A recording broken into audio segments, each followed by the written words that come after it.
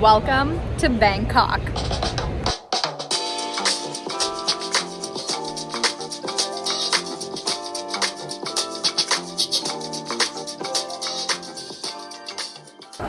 We landed in Suvarnabhumi Airport, and the best way to reach the city for a good price and the fastest amount of time is to take the subway. And the subway line is right in the airport, so just take a couple escalators down and it's a very easy access. I actually found this to be one of the most well-connected and user-friendly experiences. All you need to do is buy your ticket at the counter. The entire experience is super safe. And after checking into our hotel, we headed straight for day one in Icon Siam. Now entering Icon Siam, the biggest mall in Bangkok. When I was planning my Bangkok itinerary, so many people told me I need to visit Icon Siam, which is arguably the coolest mall in the city, known for its interior markets, rooftop patios, and really cool stores. Wow, you don't see a mall like this every day.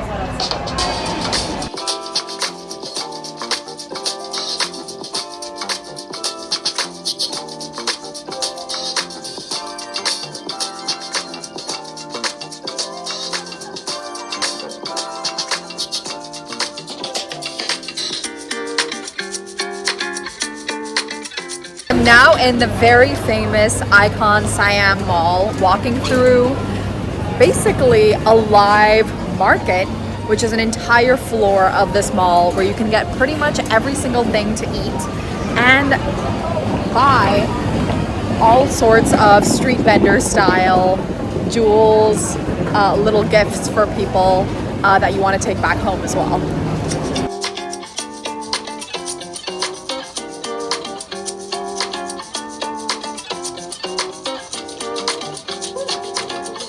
The afternoons in Bangkok get really hot, so most of the locals go to the malls. And this Icon Siam Mall has so many different areas and sections to choose from foodland to shopping worlds to rooftop patios. You can spend an entire day here.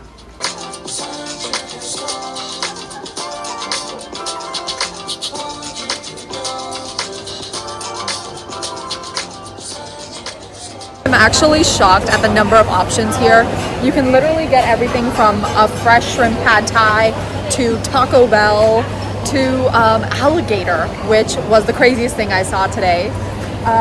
But it's safe to say that you have the pick of the draw when it comes to what you want to eat. And there's so many options, you actually get a little bit overwhelmed because you're like, oh my gosh, everything looks good. What am I gonna get? But there is also limited seating here, so even finding a place to sit down and eat is a little bit tricky. So the second you find a place, you really need to kind of mark your spot.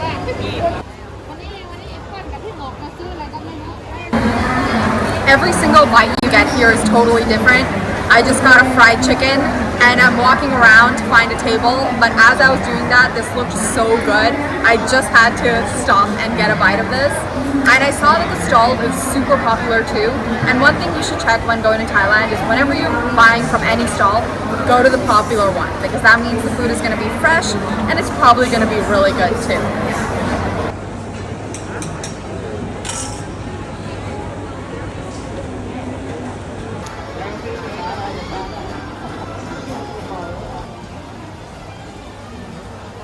And if you don't have time to do a day trip to the floating markets, you can easily see a small portion of it in Icon Siam itself. And you can get a glimpse of seeing what it's like to get a meal on these floating boats. And there are a lot of hidden gems in this place. Like, this might look like a regular Apple store to you, but if you actually walk through, you get a hidden access to a stunning rooftop patio where you get the entire skyline of Bangkok in view right next to the Khao Phraya River.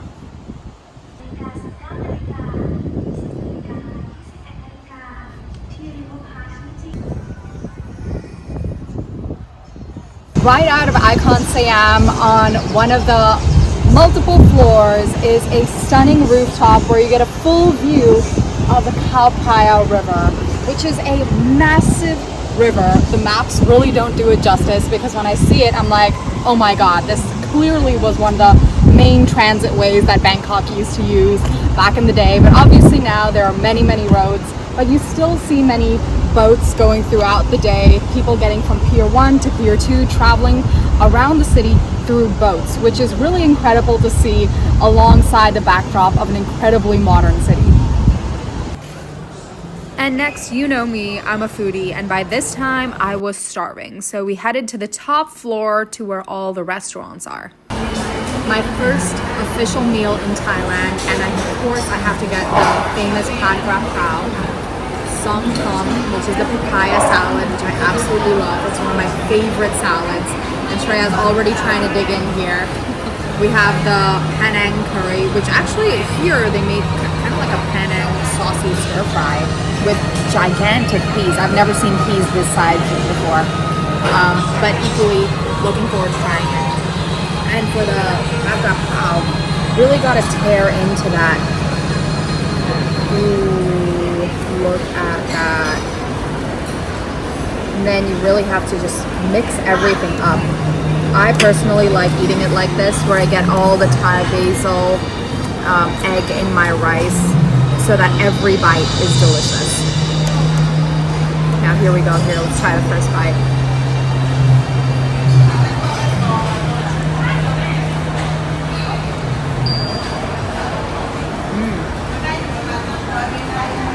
It's actually more light than I expected.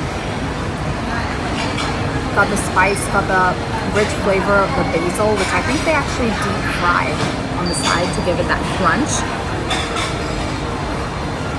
Really great. I can't wait to continue digging into this and exploring the rest of Thailand.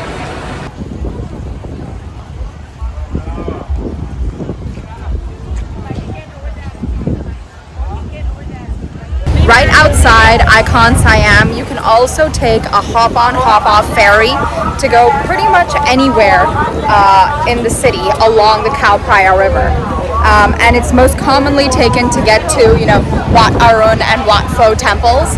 And it's about 40 baht per person for one journey and 150 baht for a full day journey. So that's unlimited hop-on and hop-off.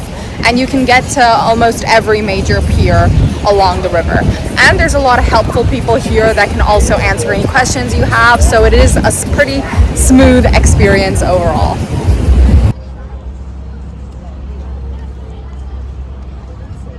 And that's how to spend an amazing day 1 in Bangkok and escape a little bit of the extreme heat. And for day 2, we are heading to the beautiful ancient city of Ayutthaya. Now I'm so excited. Next day morning, we are heading to Ayutthaya. We're gonna beat the Bangkok traffic and then finally hit this incredible historic city. And I absolutely love diving into the culture and the history of new countries, so I'm so excited for this. Ayutthaya is just a 1-hour drive from Bangkok, and it's a complex of multiple different temples that you want to have as part of your day trip from the city. And every temple has their own admission fee that you have to pay before you enter each place, and it can range between 20 baht to 150 baht. So make sure you prepare cash well in advance of your journey for every single group member of your trip.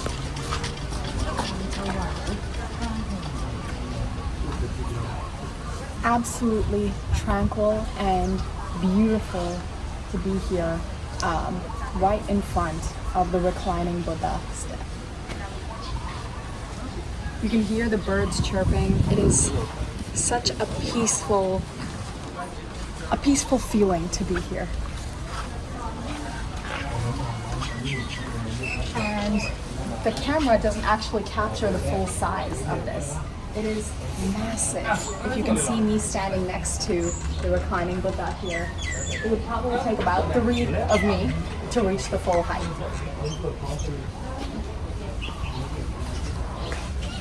Take around as well. And the temples around here are anywhere from 1300s to 1700s. So it is definitely hundreds of years old, and so you're basically walking through history. And if you take a look here, you can almost catch a glimpse of the Buddha resting and sitting there in front of the beautiful temple, and we're going to go there next now. This is Wat Yai Chai Mangkon, famous for the reclining Buddha and the beautiful temple complex.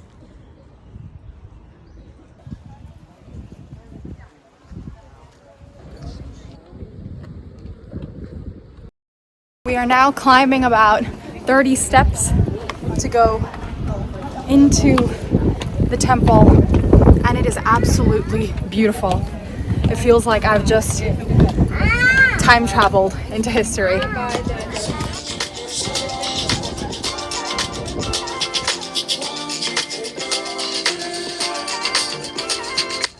Close to this temple is also the elephant sanctuary, where you can make a pit stop to see some of the elephants or even ride the elephants, but I prefer not to ride the elephants and just look at them for how beautiful that they are. And our next stop is Wat Mahatat, the temple of the iconic Buddha head that's wrapped in the roots of the banyan tree.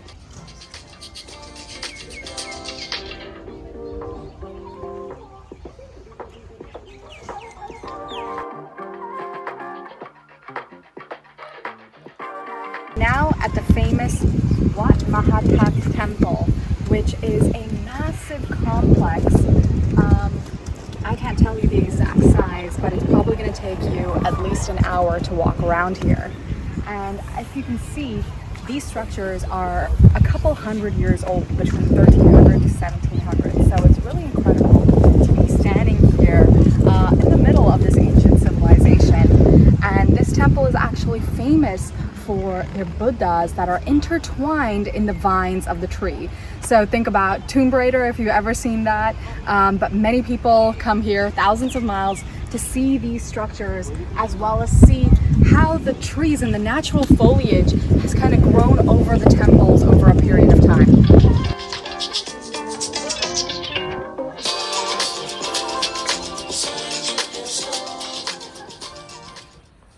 You can also see that a lot of these structures and Buddha statues were destroyed, probably during the many different conflicts, battles, or wars that went on over the hundreds of years after this complex was built.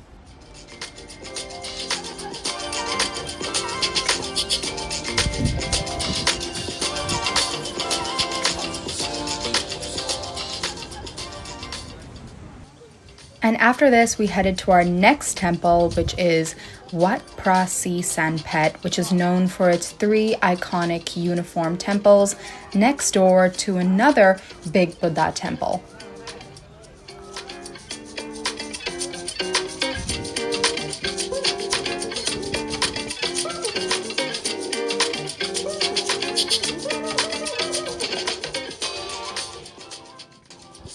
And for our final adventure, we went to Wat Chai Watanaram, which is the temple that you see whenever you Google Ayutthaya. This is the main temple complex that you see in those iconic pictures.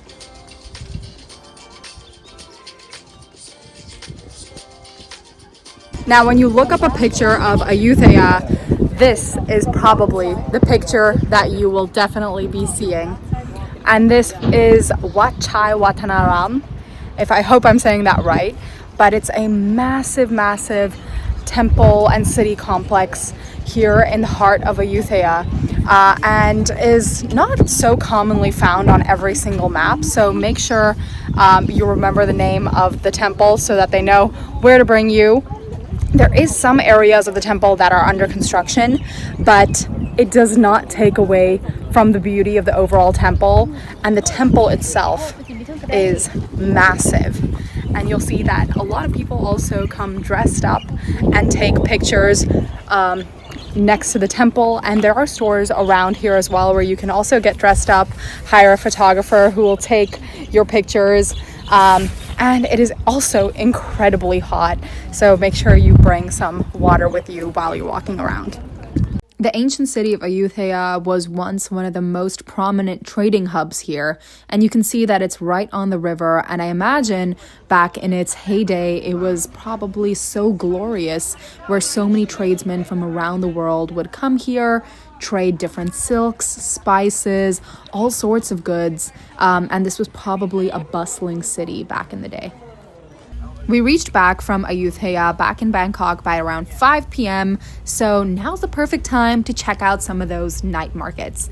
And from our hotel, we heard that across Terminal 21 Mall, there is a pretty prominent and nice night market, so that's exactly what we're gonna go check out.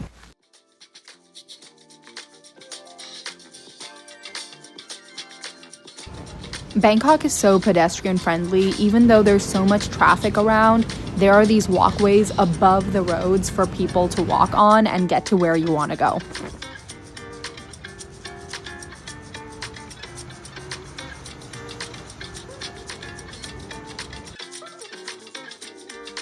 Finally, we reached the night market, and these are nothing like they show you in the documentaries. It is so clean, there is music around, there is tables where people can eat. I felt like this was really similar to my Icon Siam Mall experience, where there are so many vendors and everybody is so nice to you. And I definitely recommend grabbing a couple appetizers here before you head for dinner. You can go from super simple like pad thai to, if you're feeling curious, scorpions, different bugs, centipedes. It's definitely a foodie adventure.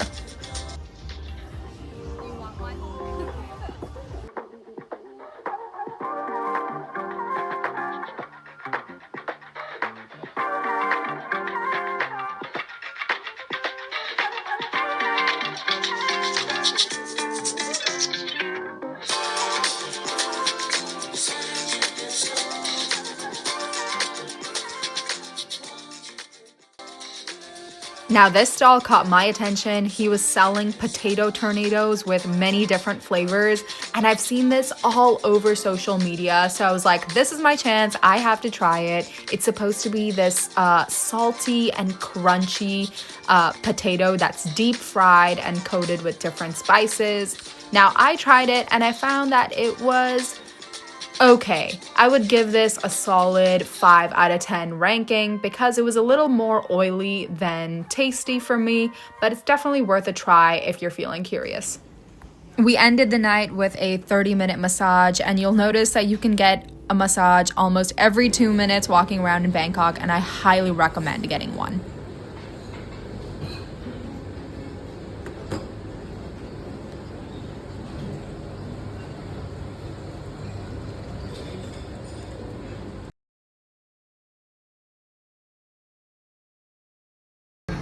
First meal of the day, have a warm, nourishing bowl of hot soup with a little bit of noodle and chicken.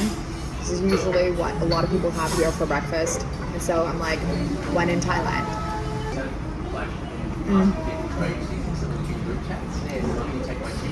Such a comfort meal. I typically am not a huge fan of just broth soups, but this one is really nice in the morning. With a little bit of noodle, you're definitely going to be nourished for the whole day.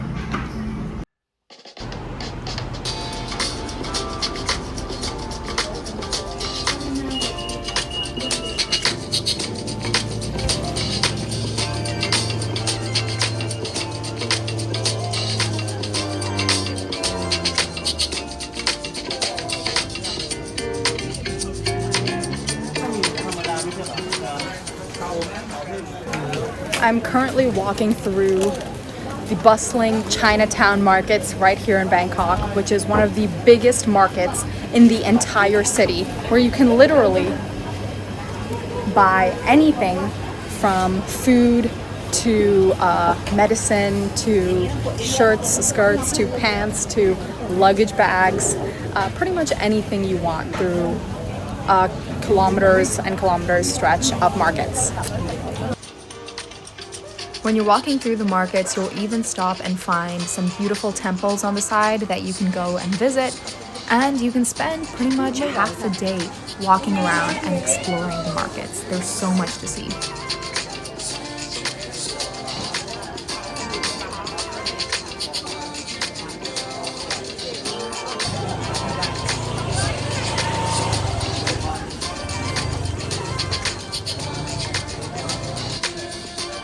When you Google Chinatown, Bangkok, this is probably the image you'll see. This is Yao Warat Road. So if you're taking a taxi, make sure to give them this address, or you can easily access it via the subway. The market now widens into this massive complex where you're in the full sun. So I put my hat on, put my long sleeve shirt on to cover me from the sun because it's like 35 degrees. But there is so much to see when you're in Chinatown. And the main road that you want to come to is called Yaowarat Road. And the easiest and quickest way to get here is actually through the subway or the transit. Take the MRT Blue Line to Wat Mahangkon Station and you're right there.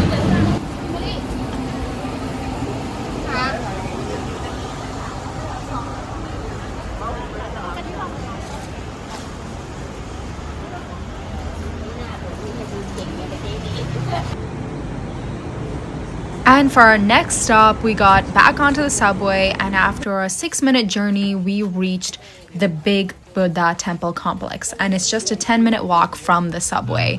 Now, this I saw as one of the many things you could do on your itinerary, but I never expected the Big Buddha to be this big.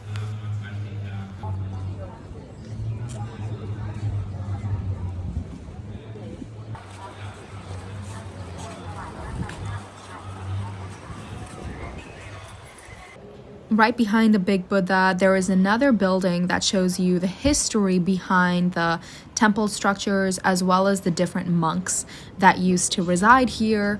And you can see the backside of the Big Buddha as well as a beautiful skyline view of the city and other temple complexes around. The Big Buddha is not on everyone's itinerary when coming to Bangkok, but after seeing that, I have to say it's 100% a must visit. It's a massive, massive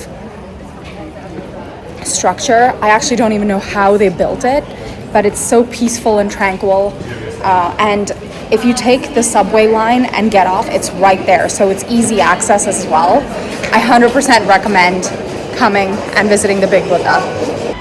Now at this point you can probably tell that I really like using the subway in this city, and it's because it's the most convenient way to travel around. And based on my experience, it's one of the nicest subway systems I've been through so far.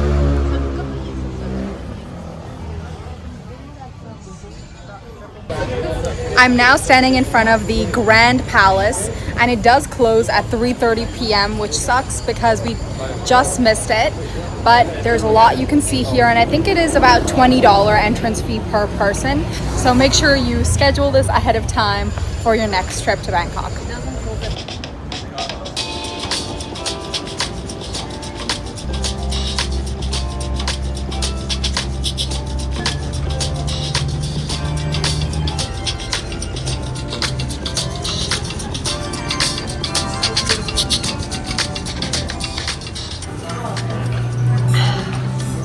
Nothing more refreshing than a cold coconut in Thailand.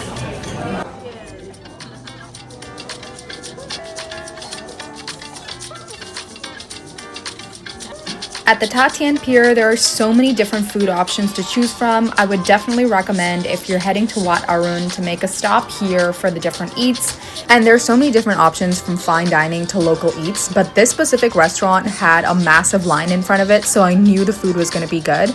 And this pad thai, oh my god, saucy, sweet, sour, delicious, paired with the green curry, so good.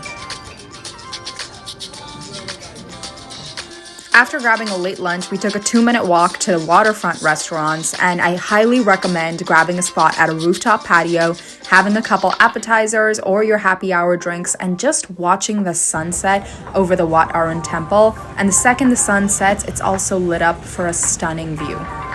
And that's a wrap on an incredible first 3 days in Thailand. For the next leg of our journey, we are heading to Phuket, Krabi, and Chiang Mai. So make sure you stay tuned for that next 2 videos. And make sure if you've reached till here to like, share, and subscribe so that I can keep sharing my incredible journeys with you. Until then, thank you for following along the Feed Me journey. I can't wait to see you next.